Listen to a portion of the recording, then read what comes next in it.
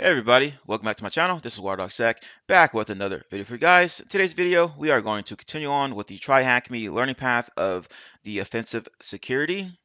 And this is the game zone room. It says learn to hack into this machine, understand how to use SQLmap, crack some passwords, reveal services using a reverse SSH tunnel, and escalate your privileges to root. Hopefully you guys are having an awesome day today and ready to take a look at this room with me. And be sure you're drinking plenty of water, folks. All right, it's hot outside in a lot of places, and make sure you're staying hydrated out there. All right, let's go ahead and jump into it.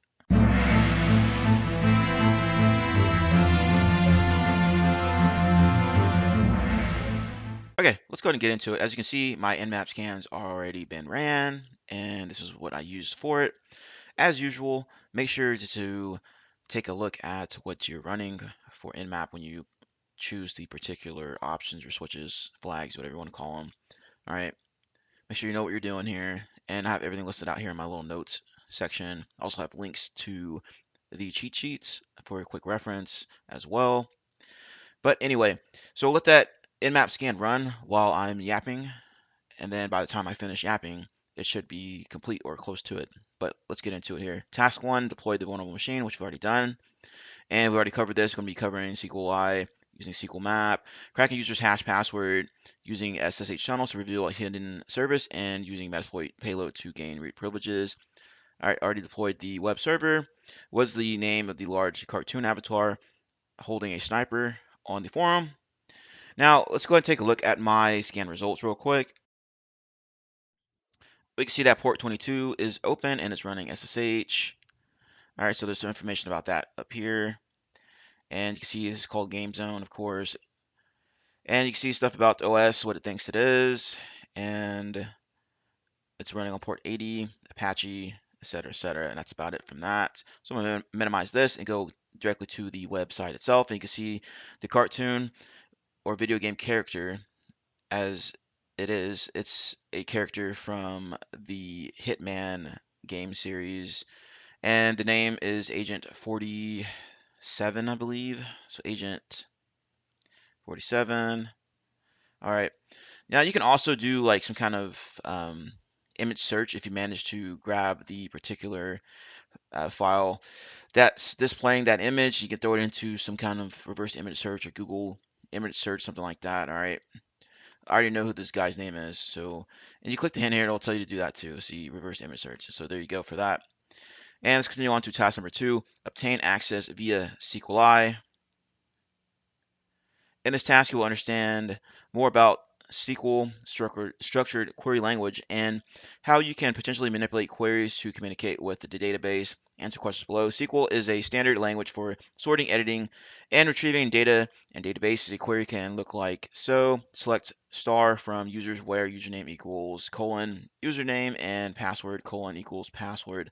In our game zone machine, when you attempt to log in, it will take your inputted values from your username and password, then insert them directly into the query above.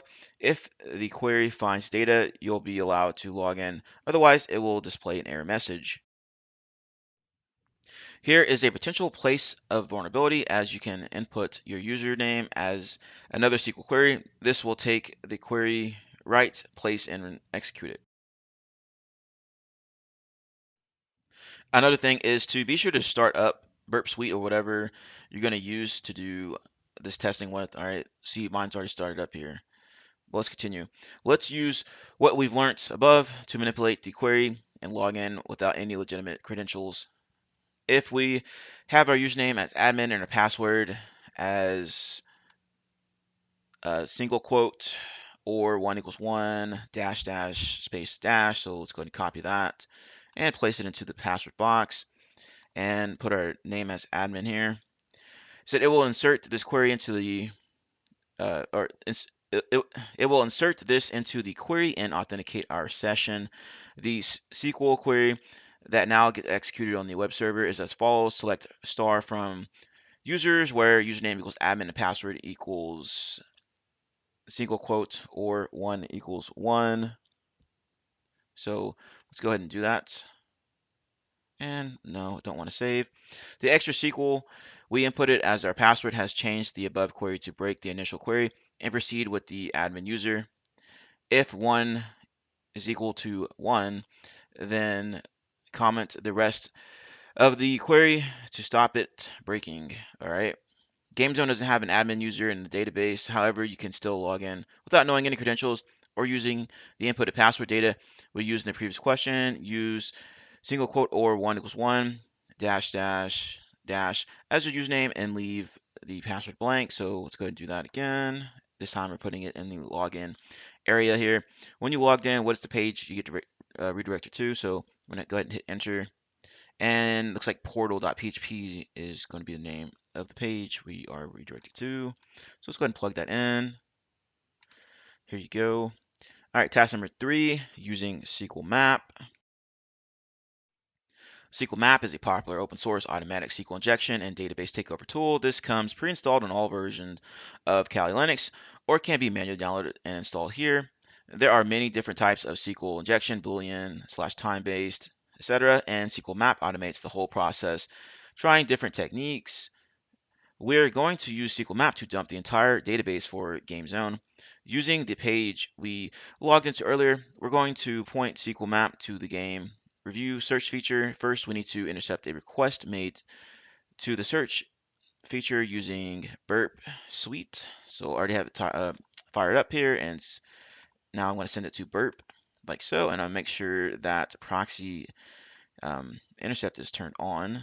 So minimize that, and then let's just go ahead and follow along with what they have here. They put test in there, so let's go ahead and hit search, and it should send that over to burp like so. There we go. Let me get rid of this here. All right.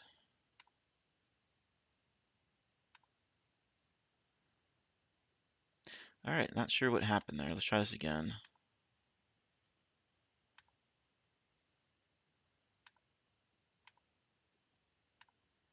All right, something is going very slow here. So let me go ahead and kill this and refresh. Let's try this again. Go ahead and turn this back on. Okay, now let's see. There we go. Not sure what happened there, but let's go ahead and send this to repeater. Send this to intruder in case we need to use those later on. Save this request into a text file.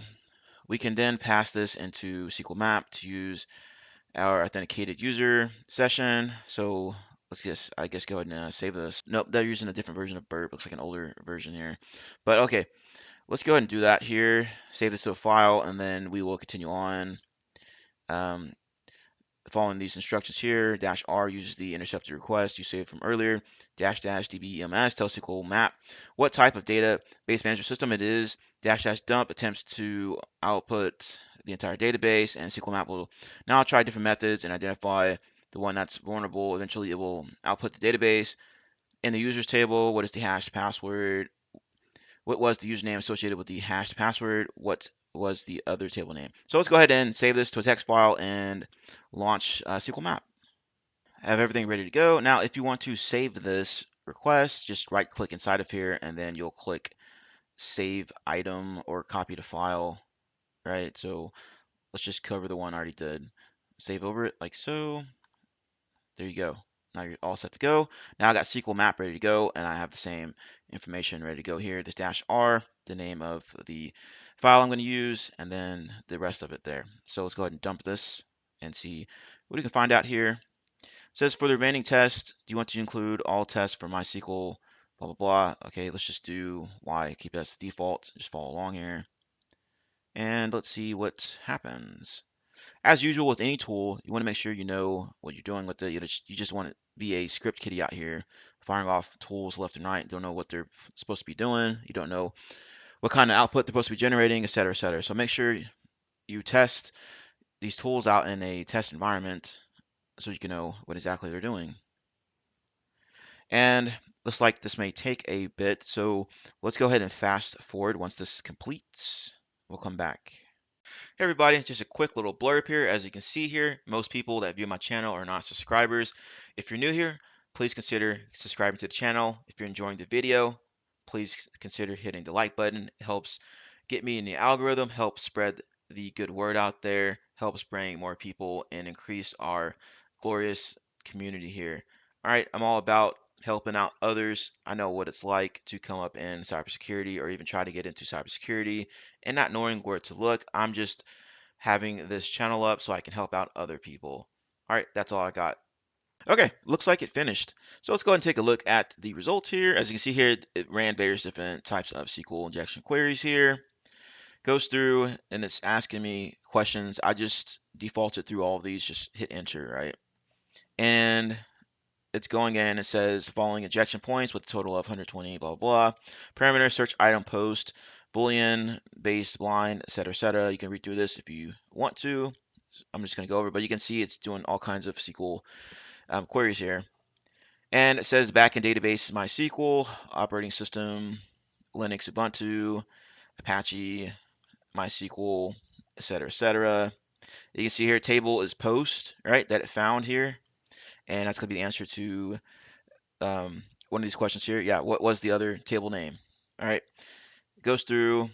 You can see some stuff about it here, description and stuff like that. Let's go ahead and it's asking you if you want to store the hashes. I selected no, which is with the default. It says, do you want to crack them via a dictionary-based attack? I enter here, and it says no clear passwords found. All right, and this is from this table here. Database name is DB, the table is users. All right, you got PWD and you got username here, and this is what I'm looking for here for the hashed password, because I'm pretty sure we're going to have to crack this soon. So I'm going to go ahead and just copy this. All right, and then the username is going to be agent47. So let's go ahead and continue on to task number 4 here. It says cracking a password with John the Ripper. John the Ripper, also known as JTR, is a fast, free, and open source password cracker. This is also pre-installed on Kali Linux machines. We will use this program to crack the hash we obtained earlier. John the Ripper is 15 years old, and other programs such as Hashcat are one of the several other cracking programs out there. This program works by taking a word list, hashing it with the specified algorithm, and then comparing it to your hash password. If both hash passwords are the same, it means it has found it. You cannot reverse a hash, so it needs to be done by comparing hashes. All right, now as it says here, you can use Hashcat as an alternative, possibly, and there's also online hash password crackers and stuff like that. All right, and one in particular that I like to use, of course, is this crack station. Now, of course, if this is like an actual test you're doing in like a production environment, like you're doing some kind of pen test on a client or something, you may not want to use online password crackers. You may want to just use one that you only have access to or your team has access to. All right, and it says the CAPTCHA did not work, so let's try this again. If that doesn't work, there's another site here called Hashes, so I'm going to plug it in here as well in case the other side doesn't want to work today. All right, so let's go ahead and enter this CAPTCHA stuff here to get past all this. All right, let's see what it comes back as. And for some reason, it's not working for Crack Station. Let's try this one more time.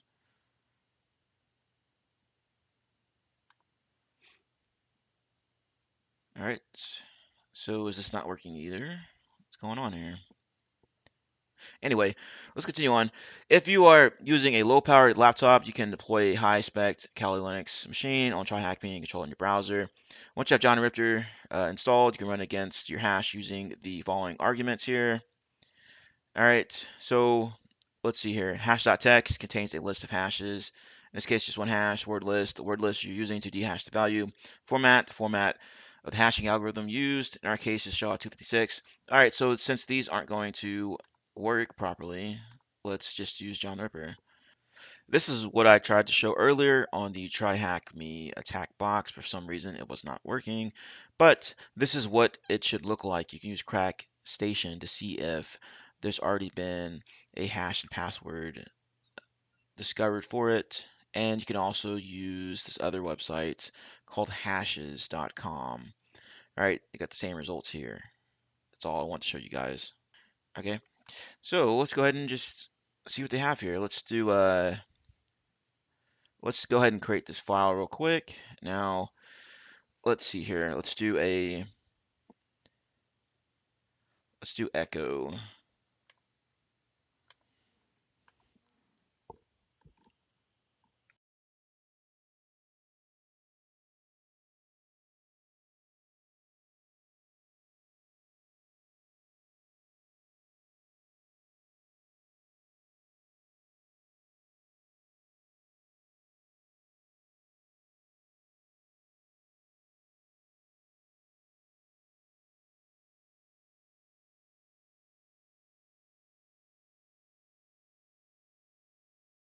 Let's try this again, spelling John correctly.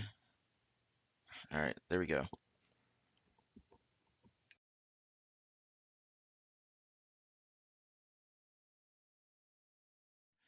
And there's our password, videogamer124. Okay. What's the hash password? So I'm going to copy and paste it over.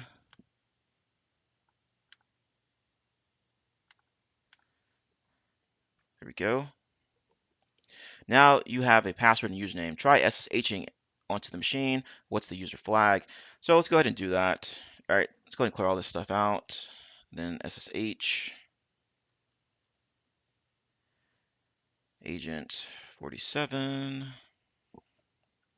at 10.10.128.200.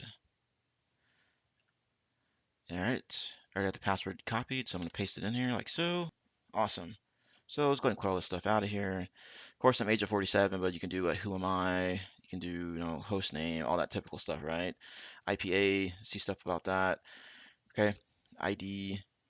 Um, what's the other one? You can do sudo -l and same password. Can't run sudo on game zone. All right. So it wants us to find this flag here. And first off, let's see where we're at. So pwd helm agent, awesome. So let's do an ls, and there's the flag. So cat user.text, and there's our answer right there. So that was quick and easy. I'm going to continue on with task number 5 here.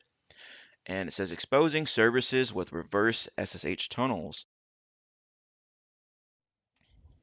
Reverse SSH port forwarding specifies that the given port on the remote server host is to be forwarded to the given host, and port on the local side dash capital L is a local tunnel, U, and then it has the client connecting to you. If a site was blocked, you can forward the traffic to a server you own and view it. For example, if Imager was blocked at work, you could do SSH dash capital L 9000 colon imager.com colon 80 user at example.com going to localhost on port 9000 on your machine will load Imager traffic using your other server. Dash capital R is a remote tunnel due to the client. You forward traffic to the other server for others to view, similar to the example above, but in reverse. Let's answer some questions. We will use a tool called SS to investigate sockets running on a host. If we run ss-tolpn, it will tell us what socket connections are running. All right, there's information here about the arguments, description, -t, display TCP sockets, -u, UDP sockets, etc., etc. How many TCP sockets are running? So let's go ahead and do that. Let's go ahead and clear all this stuff out and do ss-tulpn. All right, it says how many TCP sockets are running. So we got 1, 2, 3, 4, 5 are running, it looks like. It says we can see that a service running on port 10,000 is blocked via a firewall rule from the outside. We can see this from the IP tables list. However, using an SSH tunnel, we can expose the port to us locally. It says from our local machine, run SSH-L yada yada yada. All right, so let's go ahead and do this here. All right, it says from our local machine, which is our tac box. So let's go ahead and flip back over to, I'm not sure if we're gonna need this again, so I'm just gonna open up a new tab here, copy and paste. Okay, and go back and take a look here, start plugging in some information. 10.10.128.200, and the username is going to be agent 47. Okay, And it looks like we're good to go here if I can spell agent correctly. There we go. Okay, now let's scroll back down here. Okay, awesome. And their password, of course. So let's go ahead and grab that real quick. All right, paste. Awesome. Okay, so let's see here. Once complete in your browser, type localhost 1000 and you can access the newly exposed web server. So let's go ahead and do that here. I already have Firefox pulled up. Let's go and open up a new tab, drag this over and paste. I'm going to kill this burp connection first. There we go. Awesome. Log into the web admin. Okay. Yep, that's exactly where we need to be. What is the name of the exposed CMS? Well, we can see here it says log. It says log into Webmin, so that's going to be the answer for that one. And then we're going to use the same username and password as we discovered earlier to navigate inside of here. And it says, what's the CMS version? And we can see Webmin version 1.580 is what we're looking for here. Now let's continue on to task number 6, privilege escalation with Metasploit. See what they say here.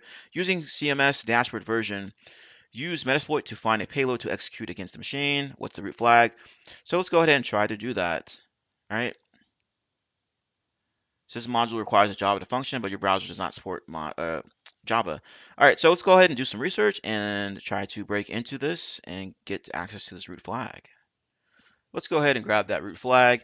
Now, first things first, you got to do some kind of Googling, some kind of research on this particular vulnerability, this particular version of Webmin. All right, I'd use search exploit Webmin 1.580. So it picked up a couple of files here you can possibly use to exploit this vulnerability for it. All right, you can also check Google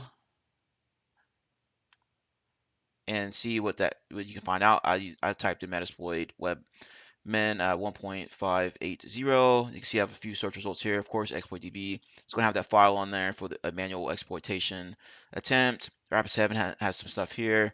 And also John Hammond has one here as well for manual exploitation as an alternative to Metasploit. But we're going to do Metasploit for this one. All right, so navigate over to Metasploit. I have it started up already. And I'm just going to reference my notes here. You can do a search inside of Metasploit as well. If you want to choose a particular module, make it easy for you. All right, and the one we want to use right now is going to be 0. So you're going to type in use 0, and it should automatically choose it for you, like so. And of course, we got to go in and set everything else for it. So we can do options like so. Take a look at the options you need to set in here. You need to set password, rhost, SSL needs to be set to false, then username as well needs to be set. So let's go ahead and do that. First off, let's choose a payload. So payloads, like so. Oop, put an extra S in there. Show payloads. And you have a plethora of payloads you can use in this instance. This is the payload I'm going to be using. CMD, Unix, reverse. And I set everything else in there as well. Rhost, localhost, username, agent47, password is going to be the password, video, gamer124, SSL set to false, and the show options, everything I've set in here, and I need to set the lhost, which I did right there. So let's go ahead and clear this out and run it, see if it works.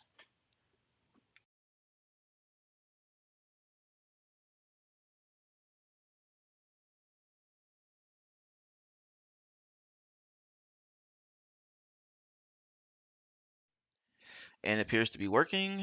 It says session 1 was created, so let's go ahead and clear all this stuff out, and you can do sessions, and then sessions -I for interact, and then 1, interacting with 1. I managed to grab the root flag, as you can see here. Now, I'm not sure what went wrong with this exploit, but for some reason it was hung or something like that. I had to hit enter a few times to get past that screen of interaction or whatever. But as you can see here, I got access to the machine, access to the root flag contents, and that's it. Congratulations.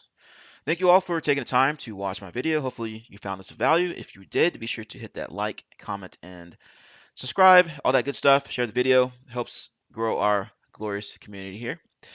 As always, thank you for all for watching and have a nice one. I will see you later.